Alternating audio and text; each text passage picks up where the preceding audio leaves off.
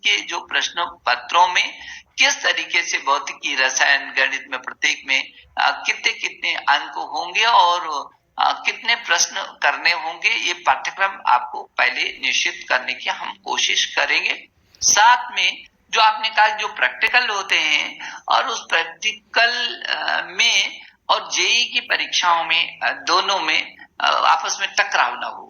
और बात तो सही है आपकी, क्योंकि फिर आपको यदि एक ही तिथि में जेई की परीक्षा भी आ गई और आपका प्रैक्टिकल भी हुआ तो वो आपके लिए कठिनाई का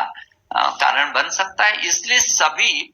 सीबीएसई को हमने कहा है और सचिव स्कूली शिक्षा ने मुझे अवगत कराया कि सीबीएसई बोर्ड के जो चेयरमैन हैं मनोज जी ने ऑलरेडी इस बात को ध्यान में रखा है और आपके सीबीएसई बोर्ड की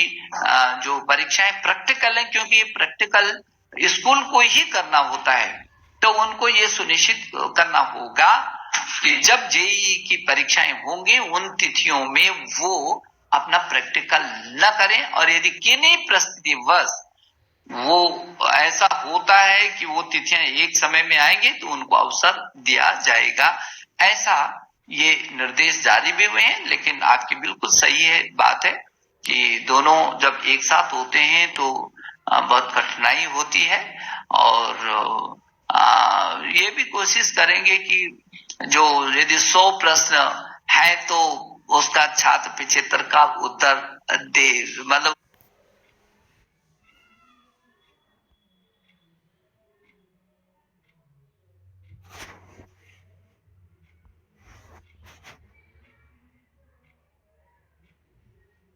उसकी संख्या को हम सुनिश्चित, जैसे पीछे का भी प्रश्न था कि किस तरीके से वो होगा,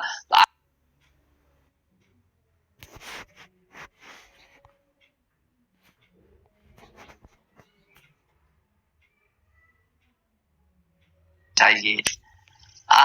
नीट परीक्षा तो कैंसिल करने का भी कोई विषय नहीं है, और आपको तो मालूम है कि नीट की परीक्षाओं को कितना बड़ा विवाद हो गया था, हो हल्ला मच गया, और हम लोगों ने कहा ये तो समझ में आता है कि थोड़ा सा पीछे कर लें, और जैसी परिस्थितियां बहुत खराब थी उसमें हमने एक बार, 2 बार और 3 बार परिवर्तन किया। और जैसे मैंने अभी कहा कि हमने सेंटर बढ़ा दिए, छात्र को उसी की मनस्थिति और उसी की परिस्थिति और उसी की इच्छा के अनुसार 99% छात्रों को उनका केंद्र दिया हमने। तो ऐसी स्थिति में उसको कैसे करके सुविधा मिल सके। और कुछ लोग, आपको तो मालूम है, मुझे कहना नहीं चाहिए, लेकिन पता नहीं कौन लोग वो आंदोलन भी कर रहे थे, क्योंकि मेरे छात्र तो जब मैंने उनसे संवाद किया तो सब छात्रों ने कहा, हर हालत में सब अभिभावकों ने भी कहा कि हर हाल में नीट की परीक्षा होनी चाहिए, बहुत तैयारी कर रखी है, कब तक हम तैयारी करते रहेंगे। और हम लोगों ने निश्चित किया, हाँ आपकी सुरक्षा के लिए हम बहुत चौकस थे, और लेकिन आपके भविष्य के लिए भी उतनी चौकस है। हम चाहते तो कैंसिल भी कर सकते थे कि नहीं नहीं ठीक है कैंसिल, आप घर पर पड़े रहो, नहीं नहीं, ये देश का नुकसान होगा, आपका भविष्य का, आपके जीवन का एक एक पल हमारे देश के लिए बहुत महत्वपूर्ण है। पूरे आपके लिए, आपके जीवन के लिए, आपके परिवार के लिए, मेरे देश के लिए बहुत महत्वपूर्ण है। और इसलिए जब हमारे देश के प्रधानमंत्री ने इस बात को कहा कि यदि चुनौतियां बड़ी होती हैं और उसका डटकर के मुकाबला होता है तो उतना ही बड़ी सफलता भी अर्जित होती है। विवेकानंद जी ने भी कहा, विवेकानंद जी ने कहा कि जितनी बड़ी कठिनाई होती है उतनी बड़ी सफलता भी मिलती है। तो इन कठिनाइयों का हमने मुकाबला किया और बहुत सारे लोग सुप्रीम कोर्ट में तक गए, और मैं धन्यवाद देना चाहता हूँ सर्वोच्च न्यायालय जी को भी कि माननीय सर्वोच्च न्यायालय ने भी कहा कि नहीं, भविष्य, छात्रों के भविष्य को अंधकार में नहीं धकेला जा सकता, इनको सुरक्षा सुनिश्चित हो लेकिन परीक्षा भी सुनिश्चित हो, और हमने कराई। तो इसलिए जो आपका सुझाव है वो समय आगे बढ़ाने का, पहले अभी यही बिंदु है कि आगे तिथियां पूर्व से घोषित करने की कोशिश करेंगे, कि उन तिथियों को आपको, आपका माइंडसेट पूरा तैयार रहे कि उन तिथियों में आपको परीक्षा देनी है, तो उसकी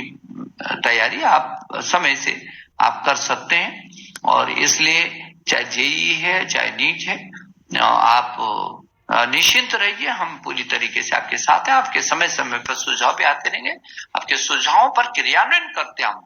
आपने देखा होगा कि जो भी अब पीछे के समय में हम आपके साथ संवाद करते रहे, जो भी आपसे आया वो हमने किया, जो भी व्यवहारिक हो सकता था उस सीमा तक कर जाकर के किया। हम आपके साथ चट्टान की तरह हमेशा खड़े रहे हैं। पूरा मंत्रालय खड़ा रहा है, पूरा विभाग खड़ा रहा है, पूरा शिक्षा के लोग, शिक्षा तंत्र खड़ा रहा है। और मुझे इस बात की खुशी है कि अध्यापक पूरी ताकत के साथ अध्यापक गण भी खड़े रहे और अभिभावक और अध्यापक के बीच बेहतर समन्वय किया। अन्यथा ये 30-33 करोड़ छात्रों को अचानक ऑनलाइन पर शिक्षा देना कितना मुश्किल है, सोच भी नहीं सकता कोई, कल्पना सपना भी नहीं देख सकता उसका, कि अचानक कोई ऐसी परिस्थिति आ जाए और इस बड़े परिवर्तन के साथ में छात्र को सुविधा मिल जाए। तो आप निश्चिंत रहिए, जो आपके सुझाव है उनका समाधान करते रहेंगे। जी, ये आपका आखिरी सवाल है पीएस कोहली जी। कोहली जी, नीट परीक्षा का संचालन की विधि क्या होगी, क्या या ऑनलाइन या ऑफलाइन मोड में आयोजित किया जाएगा? मुझे लगता है कि अभी तक तो हम लोगों ने ऑफलाइन की परीक्षाएं ली है और जेईई में हमने ऑनलाइन किया है। और जो नीट है, नीट में हमने ऑनलाइन नहीं किया है बल्कि ऑफलाइन किया है, क्योंकि नीट की जो है वो जिस प्रैक्टिकल और तमाम चीजों से होकर के वो गुजरता है, उसमें बहुत समय भी लगता है और वो कठिनाई का भी है। लेकिन फिर भी जो आपने कहा है, एक बार हम और परामर्श करेंगे, क्या चाहते हैं लोग, क्या चाहते हैं, क्या ऑनलाइन की संभावनाएं बन सकती हैं, और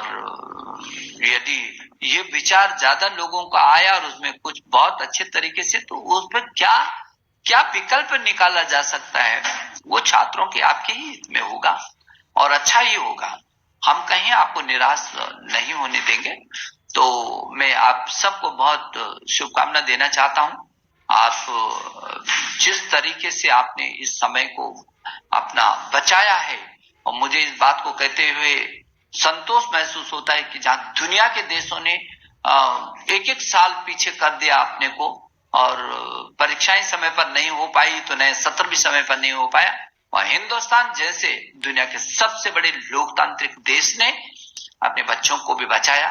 परीक्षाएं भी समय पे की, वर्ष भी खराब नहीं होने दिया, ना हमने समय खराब होने दिया, ना हमने स्वास्थ्य खराब होने दिया। और ये हमारे देश की ताकत है। मैं इसके लिए अपने प्रधानमंत्री जी को, अपने सुरक्षा की दृष्टि से अपने आदरणीय गृह मंत्री जी को, और स्वास्थ्य की दृष्टि से आदरणीय स्वास्थ्य मंत्री और उनकी पूरी टीम का भी आभार प्रकट करना चाहता हूं कि उन्होंने हमको बहुत अच्छे तरीके से समय समय पर सहयोग किया। अभी भी हम लगातार उनका सहयोग ले रहे हैं, समय समय पर उनका मार्गदर्शन भी लेते हैं, और विषम परिस्थितियों में कैसे रास्ता निकल सकता है उसके लिए जब भी हम खड़े हुए हैं,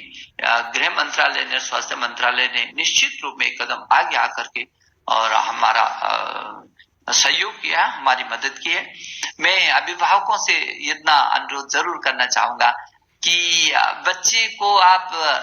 केवल उस पे मत रखिएगा, केवल पढ़ाई किताब पर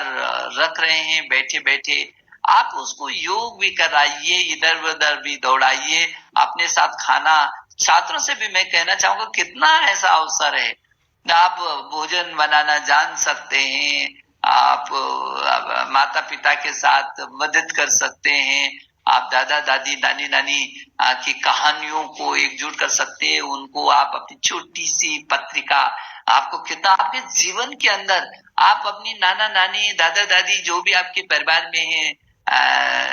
बुजुर्ग हैं, उनसे कहानियों को सुन करके कहानियों को लिखिए, और वो उसको ये कोविड काल की आपके जीवन की ऐसी धरोहर हो जाएगी जब आपको लगेगा जीवन में, जब जब आप उन कहानियों को पढ़ेंगे, तब तब आपको जीवटता के साथ आगे बढ़ने का ये प्रेरणा मिलेगी। और जो हमारे बुजुर्ग हैं उन्होंने जो हमको सौंपा हुआ है उसको लेकर के भी हम आगे बढ़ सकते हैं। मैं बहुत जल्दी अभिभावकों के साथ भी परामर्श करूंगा। जब उनकी जो समस्याएं हैं, मैं जानता हूं कि उनकी कई प्रकार की समस्याएं हैं, और मैं अध्यापक गण को भी उनका प्रणाम करना चाहता हूं, मैं उनका अभिवादन करना चाहता हूं कि मैं जान सकता हूं कि इस देश के 1,10,00,000 अध्यापकों ने किस तरीके से मिशन मोड में जुनूनी स्वभाव के साथ ये शिक्षा व्यवस्था की धुरी बन करके काम किया है। मुझे अध्यापकों का भी अभिनंदन करना है, और इसलिए मैं अध्यापकों के साथ भी बहुत जल्दी परामर्श करूंगा, जब हम आपके को सुझाव लेंगे और फिर चर्चा आपस में करेंगे। और अभिभावकों के साथ भी मैं बहुत जल्दी मिलना चाहूंगा, जब हम आपस में चर्चा कर सकते हैं। एक बार पुनः बहुत सारी शुभकामनाओं के साथ कि आप अपने स्वास्थ्य का ध्यान रखेंगे, और आप एक योद्धा की तरह ये जो कोरोना का महासंकट है इसका मुकाबला करेंगे, और जीत हमारी होगी। अभी तक आप हर कदम पर जीते हैं, आपने हर कदम पर इन कठिनाइयों का मुकाबला किया, और अपनी सुरक्षा भी देखी। मेरे प्रिय छात्र और छात्राओं, मुझे आप पर गर्व होता है, और आप तो उस 21वीं सदी के स्वर्णिम भारत के शिल्पी हैं, जिसको मेरे देश का प्रधानमंत्री बार बार कहते हैं कि ऐसा भारत जो सशक्त भारत हो, और उस सशक्त और श्रेष्ठ भारत के लिए, और जो आप सारी दुनिया अब ये कहने लगी है कि विश्व गुरु बनेगा भारत, ज्ञान की महाशक्ति बनेगा भारत, और उसके लिए आपने नई शिक्षा नीति को आप जरूर पढ़िए। आपके लिए तो पूरी तरीके से, चाहे उच्च शिक्षा हो चाहे वो स्कूली शिक्षा हो, व्यापक परिवर्तनों के साथ आई है, और आप सबको मालूम है। मैं एक बार फिर प्रिय छात्र छात्रों आपको शुभकामना देता हूं, और यदि आपके माता पिता भी मेरे साथ जुड़े हैं उनको मैं अभिवादन कर रहा हूं। आपके अध्यापक गण भी जो जुड़े हैं मैं उनको प्रणाम करना चाहता हूं, और एक बार पुनः ढेर सारी शुभकामनाओं के साथ आपका अभिवादन। धन्यवाद। नमस्ते।